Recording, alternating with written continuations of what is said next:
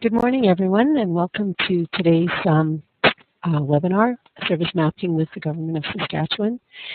Before we get into introductions of our speakers today, I'd like to give a brief introduction from the Service Mapping Subcommittee, which is hosting this for you today. So a little brief overview of what we are. We have members from across Canada, all levels of government, federal, provincial, and municipal. We have three co-chairs that serve as the chairs for the work of the Service Mapping Subcommittee. At a federal level, we have Serge Caron from the Treasury Board of Canada. Provincially, we have Richard Liu, who's from the province of Nova Scotia, and myself, City of Edmonton. Unfortunately, Richard is traveling. He was the one who actually did all the legwork in organizing this webinar, but was unable to be here, so I'm doing the introductions on his behalf. A little bit about the Service Mapping Subcommittee. We're interjurisdictional, and the primary function that we perform right now is serving as a communications hub for topics or initiatives that are of interest to service mapping specialists across Canada. The big piece of work that the committee had done in the last several years is developed and confirmed the Canadian government's reference model that is published on the ICCS, the Institute for Citizen-Centered Service website, and there's an ongoing stewardship and governance of that. In addition, we provide an advisory function to the Joint Councils, which is as you see on the slide, the Public Sector Service Delivery Council and the Public Sector Chief Information Officer Council. And the Joint Council's mandate is to enable enhanced service to the Canadian public through collaboration across governments and demonstrated leadership in the management of information and technology. And to that end, we are one of the subcommittees that reports to them in helping them achieve their mandate. If you're interested in more information, or if you're interested in finding out who your representative is on the Service Mapping Subcommittee, you can go to the ICCS website, and the links are shown there. I'd like to thank from ICCS Linda Robbins and Robert Ha, who've helped us set up the webinar and assist us every time we do this. And it's a bit of a feat because we're joining in from across Canada, but they do a wonderful job. Robert is in the process of posting the current membership list. So if you go there and you're not able to find your current member or the membership list, just check back over the next week or two and it should show. So today I'd like to introduce the topic, Service Mapping with the Government of Saskatchewan, and Dave Mohart, who's a Senior Enterprise Consultant at the Government of Saskatchewan, and Jim Alexander and Peter Dick from KPMG will be speaking. So I'm going to turn it over to Dave to do the introduction.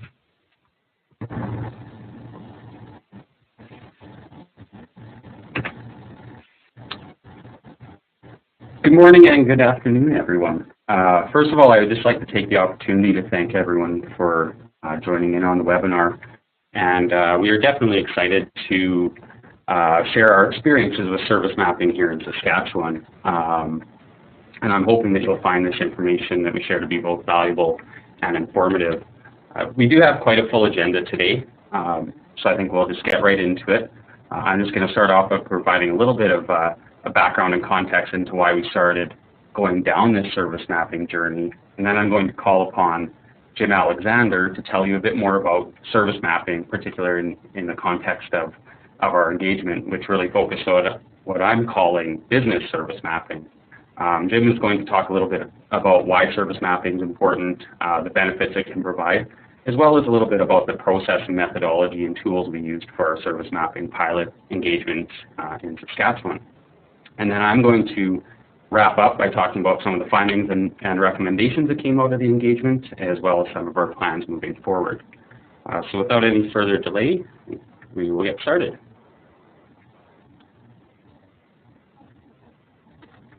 So like I mentioned, I want to spend a couple minutes providing some background and context to how we started down this service mapping path before I hand it over to Jim.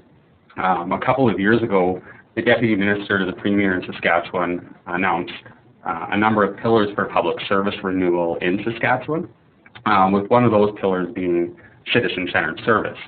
And as a result of that announcement, a cross-government committee of deputy ministers and different heads of some of the crown corporations here in the province was established with the goal of advancing citizen-centered service in Saskatchewan. So part of my role and my team's role was to work with this committee to really help them develop a strategy and a roadmap for moving citizen-centered service forward. Now, as most of you probably know, and I'm sure the ICCS folks on the call are aware, there are a lot of different options and methodologies and focus areas for initiating service improvement change and advancing citizen-centered service within a government. We can look at things like engaging our customers and our citizens and surveying them to see where they want to see improvements. Or we could look at, maybe look at our different current channel management framework and consider doing things around, consolidating call centers or perhaps opening up some centralized service centers or developing, or enhancing our websites to offer more services online. Maybe we could even train employees to be more citizen-centered, start looking at things like service standards or even making improvements to how our services are designed. So really the options are limitless, and depending on the level of funding and commitment you do have, governments may choose to do one of these things, or they may choose to do all of these things. So the problem, though, that we were faced with in Saskatchewan was we didn't really know which of these many areas we wanted to focus on. So we felt that there was likely lots of room for improvement in pretty much all of these areas, but we really didn't have a great sense of what our current service delivery environment looked like. And we started having some talks with some other jurisdictions who had kind of gone down similar paths in the past. We talked with some of the folks at the ICCS, and we discovered that service mapping was really a great tool for capturing that key foundational information to help us understand our current service delivery environment. And then once we understood our current service delivery environment, we could truly start to understand how we could build a strategy to improve it. So it was really kind of that idea of, how can we know what to do to build a strategy for tomorrow if we don't really understand where we are today? So that's really where service mapping came in, was to give us that understanding. So that really eventually spawned the need for launching our service mapping pilot, where we had KPMG come in to help develop our service mapping methodology and complete some service mapping within the province. And with that being said, I would like to now turn it over to Jim Alexander, who's going to speak a little bit more about the service mapping pilot project and the methodology and process that they use to help us complete our pilot.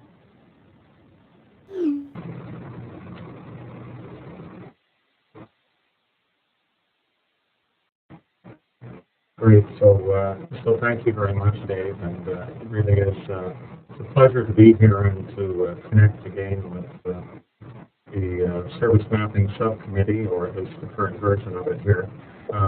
Really key for a number of us in terms of a group that we've worked with, and broadly PSSPC, PSCIOC, and ICCF. So I'm thrilled that I could be here.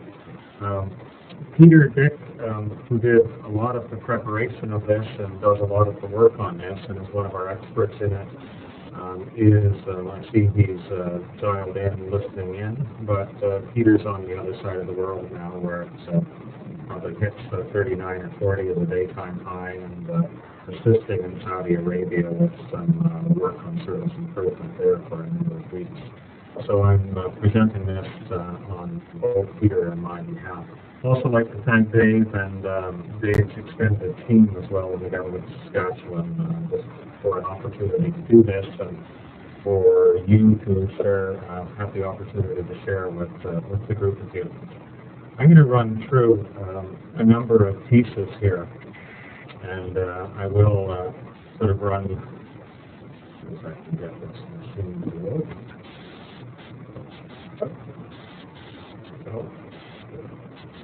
I'm going to run through a little bit on why service mapping and so on, and a little bit of the approach.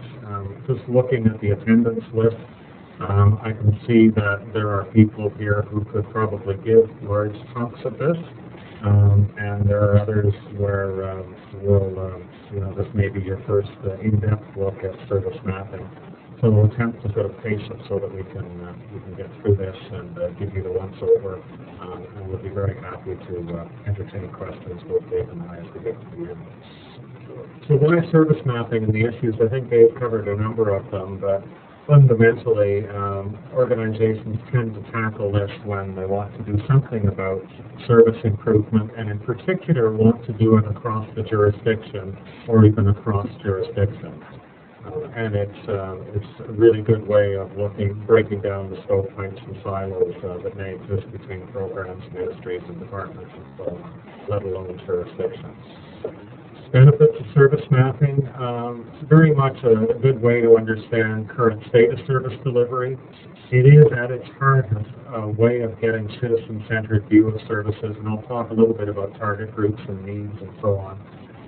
And also is a good logical, traceable way of coming up with bundles and bundling opportunities, which is often what citizens, businesses want to see as they approach government or levels of government. Also can be helpful, and we'll reference that in terms of your channel strategy and opportunities for improved service delivery from a number of aspects. I'll speak about those as we go forward here as well. This is titled, this next slide, KPMG Service Mapping Experience, and those of you who have been around the field for a while will recognize that some of these were done under the brand of a firm called Chartwell, which was heavily involved in early adoption of enterprise architecture, business architecture approaches in the public sector. It was acquired by KPMG in 2009, which is how Peter, Nick, and I ended up with KPMG. A number of these initiatives you'll see here, you'll see they're spanning right from municipal level to provincial and federal level, and also have been working in First Nations, which is sort of a unique opportunity to really span the scope of services across all of the jurisdictions for First Nations. You'll see underneath all of it is an enterprise architecture approach and public sector reference models, and as Dale said in the beginning there, it was part of the intro, the reference models are one of the things they're now stewarding, and it's one of the pieces that we use as an accelerator as tackle a number of engagements. You'll also be familiar with BTEP as a methodology, and we've found this to be an incredibly helpful approach to tackling service transformation challenges and underlying it with reference models.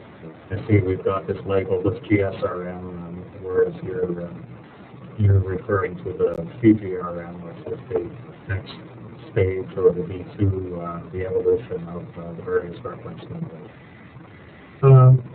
Continuing on here, this is one of the sort of classic diagrams that is always used in the public sector reference models, and I think the really key things about it, which make it quite public sector focused, is really the ideas of programs achieving outcomes for target groups, services delivering outputs, and so on, resources used in processes to deliver services, and so on, and with the various roles of provider organizations there.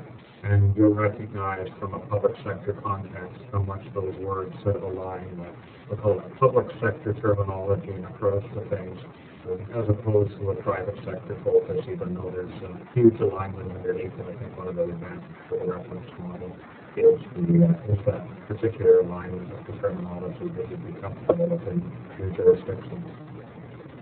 So one of the foundation pieces that's there is this concept that there are 19 service types and a standard way to classify government services. You'll see them listed here. In no way will I run through them, but it's remarkable how robust this list is and how complete it is, and also how useful it is in starting to bring together various programs and various ministries and departments as we go through it. And I'll show you some of the approaches that we've used as we've gone forward on this. So with that as a quick overview of, we'll call it some of the foundation pieces, what I thought I'd do is then spend the next few minutes or so just running through.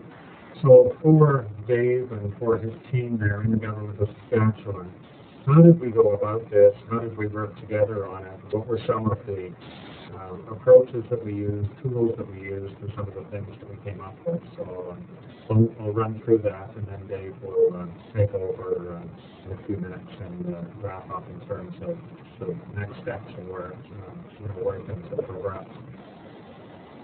So we were asked to do these following number of items here, and I think it's illustrative for a number of you who may be looking at it, just to recognize, okay, if I wanted to do service mapping, well, what in the heck what would I get out of service mapping? What would deliverables look like, and so on. So the scope of it was to do a service inventory for 4 organizations, looking at services both for citizen and business. Business models were there. We were using that to then identify short and long-term service improvement opportunities. Government of Saskatchewan very much wanted our insight into service bundling opportunities, as well looking at channel information so that there could be some input into a channel strategy, and then some short-term initiatives that may be there, and some approaches around a multi-channel service delivery strategy. And finally, because this was just a service inventory for 4 organizations, where to next? So, given what we've learned so far, how could we complete other aspects, and in what order, and how would we go about tackling the rest of the government steps? So what we did, and you'll recognize in your organization that you probably have some sort of existing inventory of services. Government of Saskatchewan was no different. They had an existing inventory. It was dated from 2005, and we used that as a starting set of service descriptors. It wasn't necessarily aligned with the reference models or any of those sorts of things, but it was a good starting inventory and an awful lot better than a blank sheet of paper.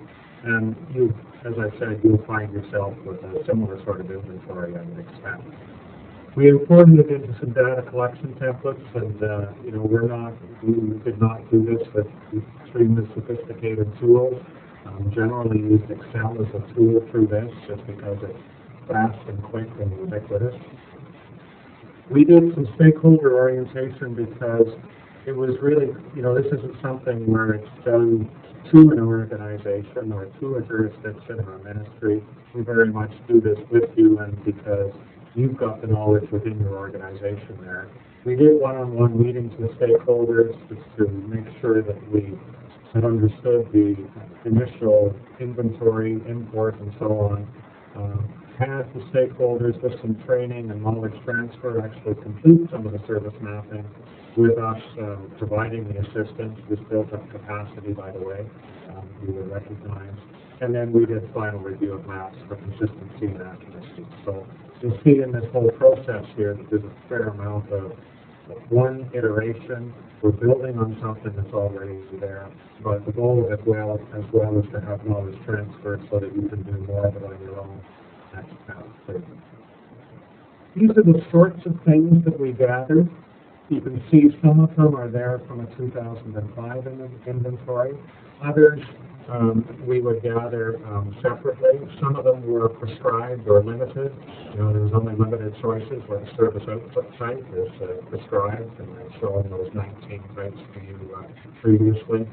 And then we also had some particular data gathering around the service channel strategy, which wouldn't necessarily be something that's there in every service mapping initiative, but particularly important as well as looking at a multi-channel strategy. In terms of the methodology, looking at bundling services, we looked at different ways of bundling and collecting the services together, and I'll run through a few of them there. But you'll see here that fundamentally it's coming driven from GSRM program outcome as a desired future state based on a target group and their need. So we start to then enunciate for various target groups And here, you know, under citizen, you see for seniors, what are their needs? It could be for transportation or long-term care, prescription medicine, and so on. And then you look at, so what are the various services that would go underneath that? Absolutely critical that there's a standard definition of target groups and needs, so that you can then start to look at program and service alignment, make sure that you can then see how many services have I got actually going after a particular need for a target group. That's often a real eye-opening experience depending on the scope of what you're up to. And then I think we can also start to look at segmentation of the target group and start to answer some of those what-if questions and what we do that. In particular, though, I think it's very helpful in doing linkages across programs of common target groups, and we'll show you some illustrations of that. I don't expect you to look at this on your screen and get a whole bunch out of it, except that as we look at this, and as you look at this, just sort of recognize we're not doing initially on this a whole bunch of complicated tools and complicated techniques or whatever. There is a fairly logical data gathering. You can see here the various target groups under individuals there that we categorized, and then the various sorts of needs that were, again, were identified that we started to sort of indicate of all the services we've got and the various needs or whatever, where have we got services, tackling what sorts of needs. This allows you to then go forward in some sort of cluster analysis. Those of you with good long memories will recognize this diagram, which is out of senior service mapping. It's a cross-jurisdictional thing. And it really just shows the power of this. We didn't do this specifically in Saskatchewan. It's really just a broad methodology here. The colors are the way we depict the particular sorts of services. So you can see that the things that would relate to case management are there in a pale blue. And what we've just drawn on there is the concept of, wouldn't it be interesting to consider common case management against all of these services that are sitting there, and some of them, as you saw, in regional services, some in provincial services. No hope of doing that if you don't really have a good sense of which services you've got and what types of services are. We used in our methodology the concept of bundling services based on transitions, and this idea that we've given an example here that for a senior, they are fundamental that they've got two states, and very simplistically, from a health perspective, either healthy or sick. There can be services that stop you going from a healthy to a sick state, and things like vaccinations or public health warnings can be that. There are then sort of more active treatment to get you from a sick state to a healthy state, and so on. This idea of looking at the nature of the state change and where our balance of services are can sometimes be, again, extremely helpful and illustrative. In some cases, you may see that we just have a preponderance of things that are helping you once you're in the unpreferred state, and you've got a real shortage of services that keep you in the preferred state, i.e. healthy. When you're doing that thing on transitions and bundles, this idea of from a sick state to a healthy state, what you can really see in something like this is the variety of services that would be available that would take you from a sick state to a healthy state, or healthy to sick, and so on. But in these things and in this listing that you see here, you see the different sorts of services. Getting back to that service site, and it starts to give you some of those ideas of, gosh, I wonder why we've got that light pink at the top. Does it make sense that we've actually got 6 or 8 or 10 fund services? You can see the care and rehabilitation services there, which we've highlighted through the common case management. Again, this is taken out of the senior service mapping, but it's illustrative of what you can do when you get enough programs and services together. But it does, and I haven't blown up that little diagram on the left there, but when one looks at that, you can really look at the state transitions and look at those services that are there that are keeping you healthy, and those services that are helping you once you're sick to get healthy again. And if we dove into that in detail, that diagram on the lower left, you'd see that we've actually got mostly those active services that happen once it's sort of late in the process and I'm already sick. Finally, this idea of sort of bundling services based on target groups and life events. There is also then the various life events. We've taken seniors again here and various life events they may go through, and then looking at the types of services, we've highlighted here, either under citizen, the retirement focus, or under businesses, the things like expanding a business, and then looking at what are those services that then would bundle across there. Again, knowing that you're going to come up with these sorts of bundling approaches and bundling techniques allows you to then say, okay, well, here's how I want to go forward in terms of gathering the right information. I'm going to go relatively, we do use this concept of service tiers from low touch to high touch and so on, and you'll see a definition of it there. Fairly standard definition would categorize services again in terms of their nature. We've also found, and I introduced this in the next one here around this idea of channels and channel strategies. Often when you look at a service overall, it may be that it only makes sense to do it, you know that you have to deliver that physically. It's one of those things that has, the vaccination or whatever, clearly that's going to happen physically. It's a face-to-face interaction for that. We found that it's important to separate out services into service processes, and this works for virtually any sort of service there, some of which are channel independent and some of which clearly would happen face-to-face. So, and we could run into some examples of this. But in doing a service channel strategy, the key message off this slide is don't do it at the service level, but instead drill it down into the service processes underneath. We use and bring to the engagement sort of as an accelerator this idea of a logical service delivery model. Won't really run into it too much, but it covers everything from the typical in-person mobile human agents down into virtual interactions over electronic networks, right down into some of the material and energy exchanges which you'd see in power grids and water grids. Really useful sort of model to jumpstart things with and figure out exactly which areas we're going to scope into. The final slide that I really wanted to land on is just the looking at the channel offerings by stages and service maturity, and looking at those sorts of things that you would expect to be able to do over all the counters, over all of the channels, things, and you see it here like the stage 1, the service information, all the way up to those sorts of things that you wouldn't necessarily be able to, you would expect to be able to do over all channels. Some of the service integration and interaction probably wouldn't happen through regular mail, email, or kiosk. Very much would happen in a face-to-face and mobile. Again, having a structure like this and a framework like this really helps come up with the very specific details of what one does in a particular set of services from an individual.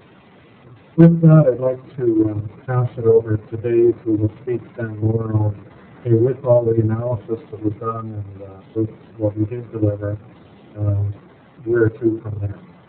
Dave, over to you. Thank you, Jim. So I think you did a great job of explaining a lot of the methodology and the background to what we did in our pilot engagement. And I actually felt a little bit bad because you got to explain a lot of that, a lot of the theory and the methodology stuff, and I get to come in and now get to talk about some of the fun stuff where we got to actually apply those models and tools to the information we captured. And talk about a little bit more about the findings and the recommendations that were identified. So thanks a lot, Jim, and I'm going to spend the remaining about 10 or 15 minutes here talking about just those different findings or recommendations, and then a little bit more about sort of what we've been doing since the engagement and our plans moving forward in terms of the service mapping space. So for the pilot engagement, Jim, you did touch a little bit on this as well. We were, due to some of our timeline and funding constraints just with our March 31st fiscal year and we have here at government, we did need to limit the length of our project to about 9 or 10 weeks or so. It ran last year from January to March of 2012. We did include 4 organizations in our pilot, so those 4 organizations were the Ministry of Health, the Ministry of Environment, the Ministry of Tourism, Parks, Culture, and Sport, and then one of our crown corporations as well, which was the Information Services Corporation, who deal with our land titles, our vital statistics, and our corporate and business registry. You'll also see that with the exception of IFC, we did limit the scope of the services as well for each of the ministries. We did limit it to only, for example, in health, we limited to a small portion of their services dealing with health registration and drug plan and extended benefit services, whereas we didn't necessarily look at any of our the primary or patient care type services that are provided by our local health regions here in Saskatchewan. So again, just due to the timeline constraints, we did limit the number of services that we did look at for each organization.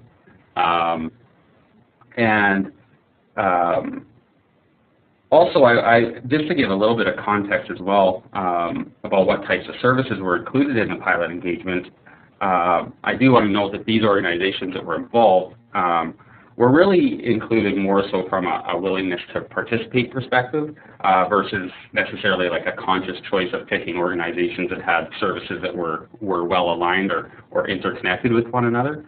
And the reason why I want to mention that and why I think it's important is that as we go through some of the findings, you know, it is clear that there are some really interesting opportunities that were identified, but I think it's also clear that we could really see, where we're really going to see a lot more benefit with a lot of this work is when we do start to add additional ministries and organizations services to the mix. And that is where you'd really start to see some really great opportunities for bundling and joining up services and consolidation, and really where we see the benefits really, I think, exponentially grow.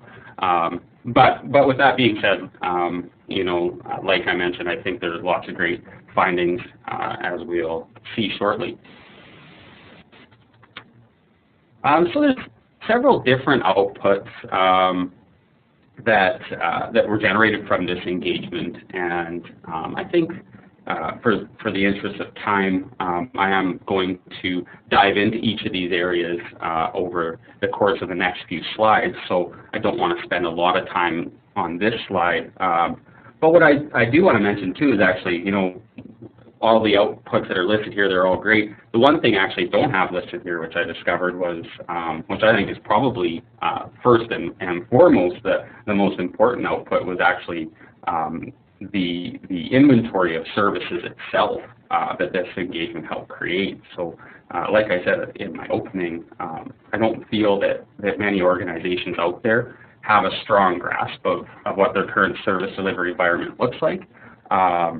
And so not only did this engagement provide these participating organizations with an inventory of their services, but it also provided them with some really valuable information about each service, including, you know, things like who the customer is and how the service was delivered. And then in addition to that, there was also lots of other great findings. We looked at things like these program service alignment models or PSAM models. It also identified a number of life event and transition bundles. Gave some information around some of our user authentication requirements for the different services, and really gave us a really comprehensive picture of the channel, our channel access for the services that were included for this engagement.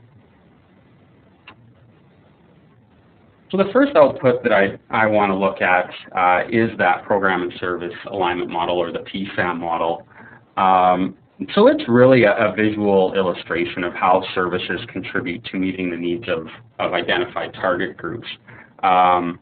and PSAMs can tell us a lot about how well organizations are meeting the needs of our customers, and they can really provide a lot of insight into some different opportunities for improving service delivery. So lots going on in this slide, and I see that, it's not coming across that well in terms of readability. So I'll spend a couple moments just explaining some of the components in the model, and then I'm going to focus on kind of one example that I think really was highlighted from this model. So as you see in the top center there's kind of a stick man there, and then that's representing the target group that we're looking at for this particular model. So in this case, it's a fairly broad target group. It's all Saskatchewan citizens and residents. That could certainly be pared down to something like, we may just want to look at what services are out there for senior citizens, or maybe for children, for example. And below that, we see the list of needs that we're looking at in this particular model. So for this one, the needs we're looking at are around health needs. So we have a list of 6 or 7 different health-related needs that we're looking to fulfill here. Other components of the model, kind of I guess it's maybe a browny, pinky color, kind of the bigger boxes in the background there. Those just represent the different organizations that are delivering the services to meet these needs. The whiter boxes represent the different program areas within those organizations. And then the different ovals there are the actual services themselves. So these are the different services that are meeting these needs for this particular target group. And then one final thing in terms of what's on this diagram here, the different colors, those simply just represent the different service output types that Jim mentioned before, those different GSRM service output types. So like I said, lots we can learn and analyze from these types of PSAM diagrams. But what I want to focus on for this particular slide is something that kind of jumped out at us, was looking at the number of pink services there. So those are funding type services. And so when we see that, we can see that there's a large number of those that are provided to this target group. And if we actually flip over to the next slide, we can see that maybe there's an opportunity for a common intake service for these types of funding services. When we started looking at the different processes that customers had to go through to get these funding services, we discovered that oftentimes the same customer that's eligible for service A is also eligible for service B, C, D, and E. Oftentimes these services are they may be income-based. They're providing additional funding for low-income families for different health-related benefits. And today what we're finding is these services are often managed by different people, and customers are actually required to apply for these services separately.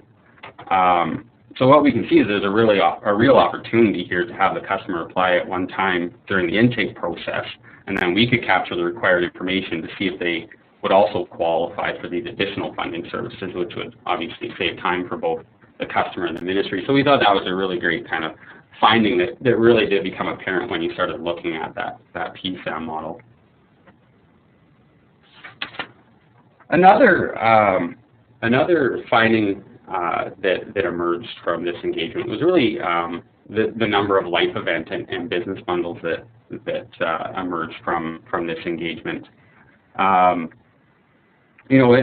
should note as well here, when we look at the different bundles that started emerging, most of these we would likely call partial bundles, because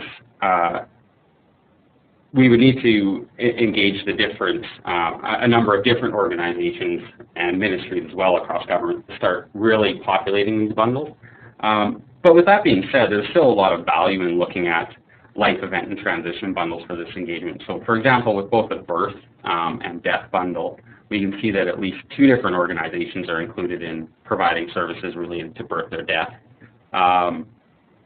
We also know that there are likely several other organizations that may be included in these bundles that we would have to add.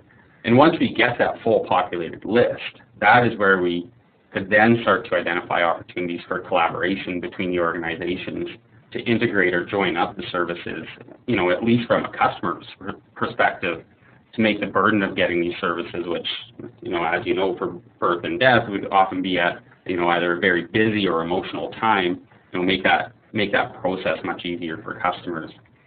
And we see a lot of this work already being done across many jurisdictions in Canada, where we see a lot of great work around these life event bundles that's already taking place. Another opportunity as well when we start looking at well, it's still called life event bundles, but I like to refer to them as business event bundles. When we start to look at those, we can also see that when we look at those in conjunction with the different service output types, there's actually a significant number of permitting type services offered by the organizations that were included in this pilot. So what this really means is that today, when somebody wants to start a business, for example, depending on what type of business or industry they are entering, they may need to apply for several different permits from government. And really right now we're forcing our businesses to make separate unique applications for each one of these permits. And so this simple diagram really points to a great opportunity to offer a common permitting system across multiple program areas, ministries, or even different levels of government, because there's surely additional federal and municipal level permits that would be required as well.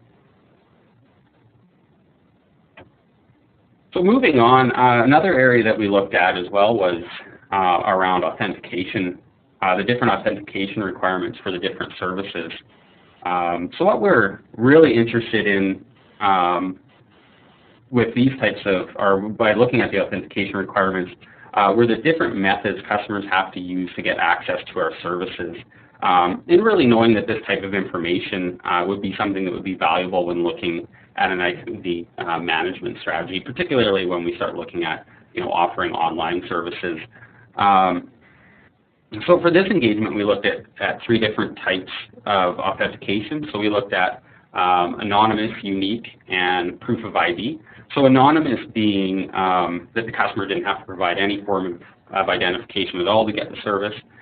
Unique being that they had to provide some form of a unique ID, such as maybe like a username like Dave123, but didn't necessarily have to prove who they were. And then the third type of authentication that we looked at was proof of ID, which would be having to prove who they were by providing something like a driver's license or a health card to prove who they were.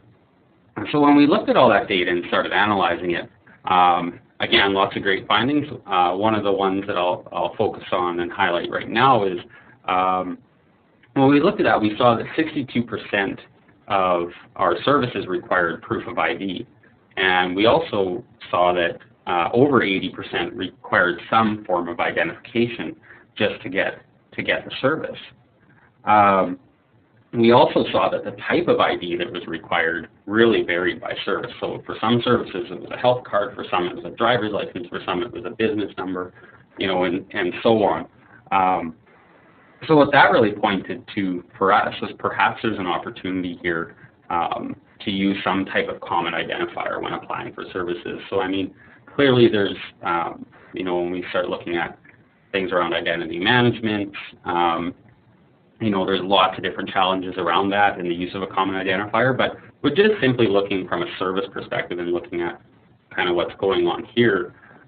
Here's where you can really see where this burden would be on the customer to have to provide these different types of IDs depending on what type of service that they're wanting to access. So certainly an opportunity maybe to explore looking at more of a common identifier for our services. This slide starts to get into now some recommendations and findings around our channel utilization and service access. So like I said earlier, we got lots of great information for these services that we looked at around the different channels that were used to deliver these services and the different channels that were available to access these services. So when we started to analyze the data we captured regarding the different channels, we really started to see a number of service improvement opportunities emerging. So there's lots going on in this slide. so I'll attempt to explain it a little bit, so hopefully it makes a little bit more sense. But across the top there, the first thing we looked at, and Jim had mentioned we had looked at the different tiers of services that were out there. So if you remember, Tier 1 services are those that don't require a lot of subject matter expertise. They're generally, not very complex, and thus are really good candidates for automation. Whereas Tier 2 services are a little bit more, they're maybe medium touch, a little bit more complex, and then Tier 3 services are those like, the services a doctor would provide, for example. They're the very high touch, a lot of subject matter expertise involved there. So for this particular case, what we did was we just kind of looked at Tier 1 services. So there's 34 Tier 1 services that we identified as part of this pilot engagement. And when we started looking at those Tier 1 services, and then we, in the table on the bottom there, we started looking at, well, how are those services delivered right now? And not only did we look at how they were delivered, but we looked at how are they delivered through the different process areas, or the common process areas that a customer would have to go through in a normal service transaction. So when we start to look at there, we see in the first column, providing information about a service. Well, great, that's good. Most of these channels provide information about the service, which is what we would expect. People go on the internet, they can find information about a service quite easily.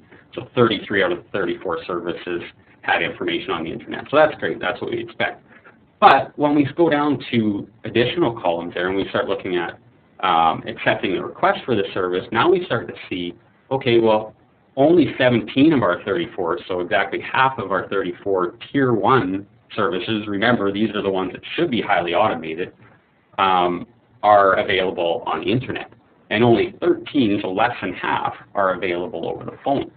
So that really, starts us, or makes us question, why are so few of these Tier 1 services that could be highly automated not available over the internet or the phone? So really that starts to point to some real opportunities there. Perhaps a lot of these Tier 1 services are great candidates to start to move online onto those lower cost service channels, and same for the phone as well. So a great opportunity there around channel utilization.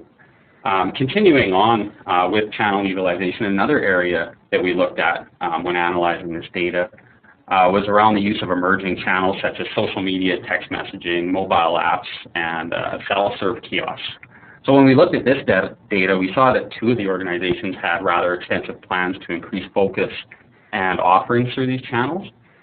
And so by doing service mapping, and now knowing what other areas of the organization are doing around these emerging channels, we can see that maybe there are opportunities to perhaps share infrastructure for some of these technologies, especially around IVR and kiosks.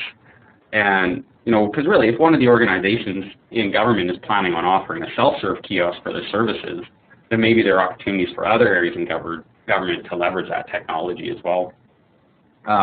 Another opportunity is around common branding. Really, if these organizations are all planning on using social media and mobile apps to start delivering these services, why wouldn't it make sense that we would give the customer consistent experience and have a common, have a common brand look and feel when launching services through these emerging channels? So really, again, just a good way to kind of see, to have that kind of that enterprise perspective. What's going on in the different organizations in government? What are they planning on doing? What channels are they planning on using? And how can we take that information to start finding some opportunities to, leverage both technology and things like branding?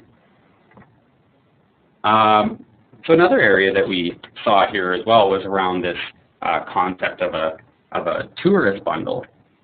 So when we looked at a potential tourist bundle offering, we saw another potential opportunity around channel utilization. On this slide, we see that all of the services offered that can make, we see all the services that are offered that can make up a tourist bundle. However, when we looked at plans for offering some of the emerging channels like social media and mobile apps, we saw that they were really only planning on offering those channels for some of the services. So that makes us ask, if we're going to offer the channels for some of the services in the bundle, then why don't we offer them for all of the services? If we don't, now we have a situation where a tourist is visiting one of our provincial parks.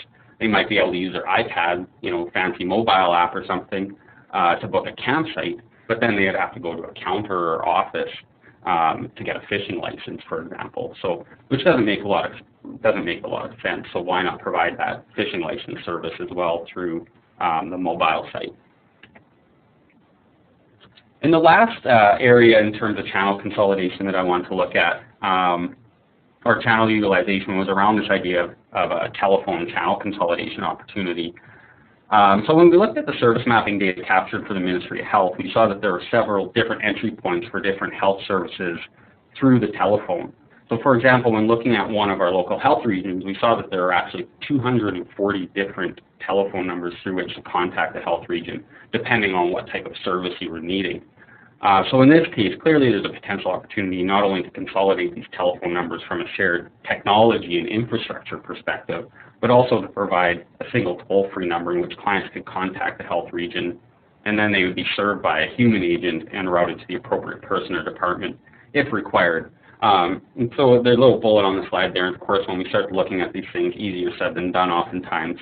We have to remember though that we do have to balance there must be a balance between customer satisfaction and obviously cost to deliver. Sure, it'd be nice to, have a ton of call centers with hundreds of agents answering calls and routing customers, but what's the actual benefit of that? And we do need to find that balance between the cost and benefit of that. So that kind of wraps up some of the highlights of, and I do say highlights because there were a number of additional findings as well. Those are just the ones I wanted to highlight. So that wraps up those. And I just have one final slide here before we wrap up, just talking about, what we've done since the engagement and what our plans are moving forward. So the initial intent of this project was to be a pilot to test out the methodology and see what types of outcomes we achieved. And based on the success of the pilot, long-term plans were to continue service mapping across the rest of government, with the goal being to capture the entire inventory of services across government. That's truly where we would find the most value. And that goal hasn't changed today.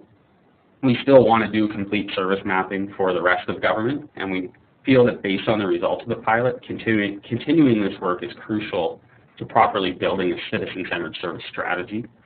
With that being said, like everything else in government, we're dealing with fiscal restraints and we're competing for funds with new children's hospitals and roads and flooding situations we're dealing with. So, sometimes you have to, when you're competing with those, sometimes you have to wait a little bit before you get the funding. So that's kind of the situation we're in now. It is the goal to continue service mapping. We definitely think it's important, but we don't right now have any definitive plans to move forward, at least in the short term. However, with that being said, we're still making, I think, lots of great progress in several smaller pockets across government.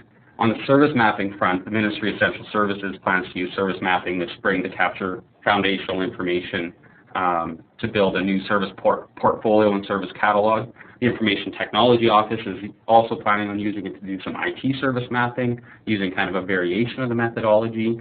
The Ministry of Health is planning on completing their service mapping within to get those remaining health services or word included in the pilot.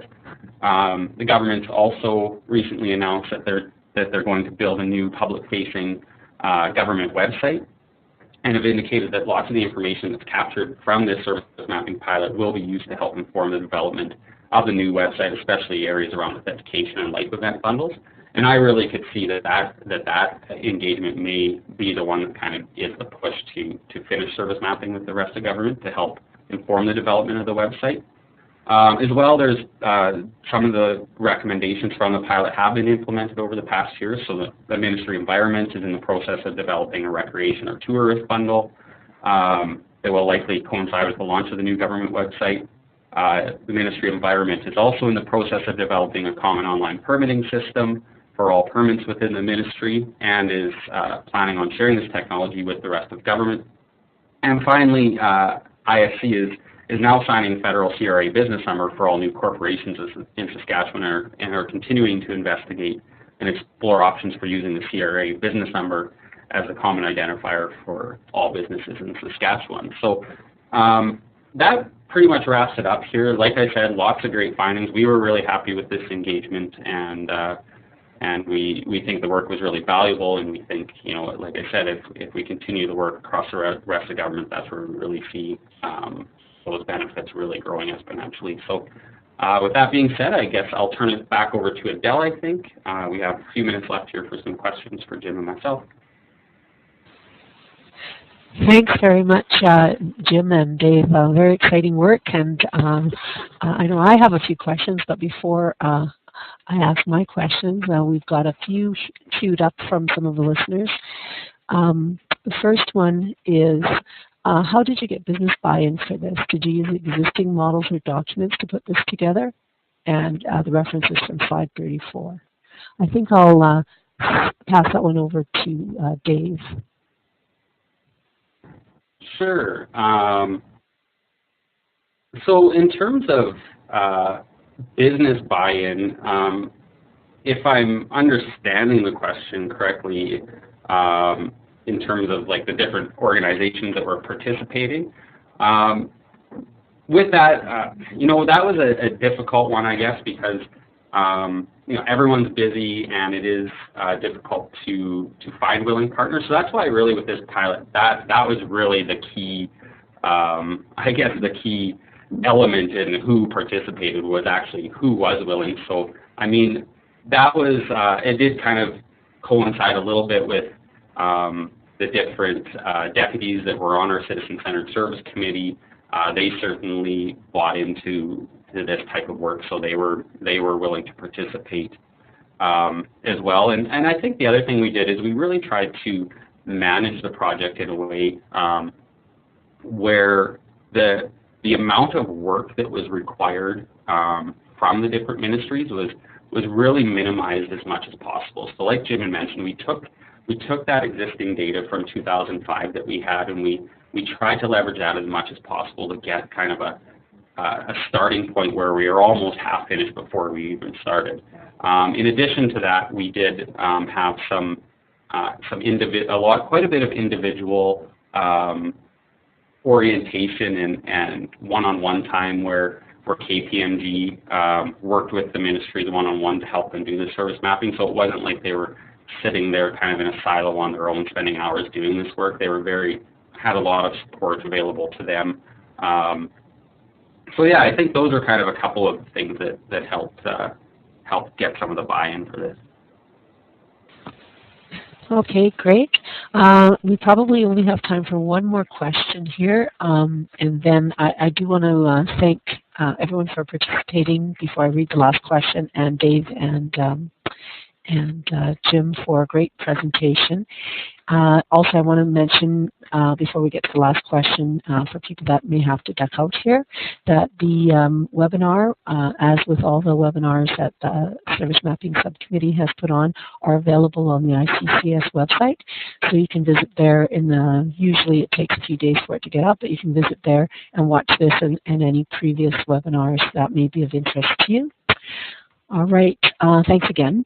The last question I think we'll have time for is a listener is interested in this IT service mapping referred to on slide 43. The joint councils, I guess, may be of interest to the joint councils. Could you expand on this? Maybe that one I will again pass back to Dave. Right. So with the IT service mapping, I'm not really an expert in that area. There definitely is a name I could provide that could provide a lot more information on the IT service mapping. But essentially kind of what we're doing here, or in the Information Technology Office, is we are doing some our business service mapping first.